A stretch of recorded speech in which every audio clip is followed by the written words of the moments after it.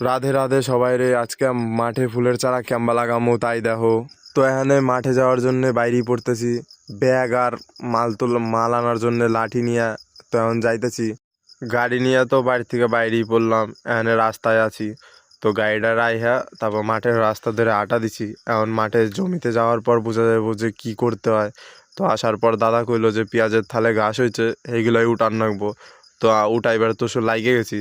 তো কতখানি উঠানোর পর তারপর থালটা এরকম পরিষ্কার চকচক হয়ে গেছে। এখন চলে আসলাম ফুল গাছের ডগা কাটন রাখবো। এই ডগা নিয়ে আবার লাগান রাখবো, কিছু গাছ মরে গেছে। তো সেই ক্ষেত্রে আবার পরেন দূর রাখবো। তো আমি ডগ কাটবার লাগিয়া পড়ছি, ফটাফট ডগগুলা কাইটা নিলাম। তো এরপর যে খাতে ডগগুলা লাগানো হইব ওই খাতে যাওয়ার জন্য আটা দিলাম।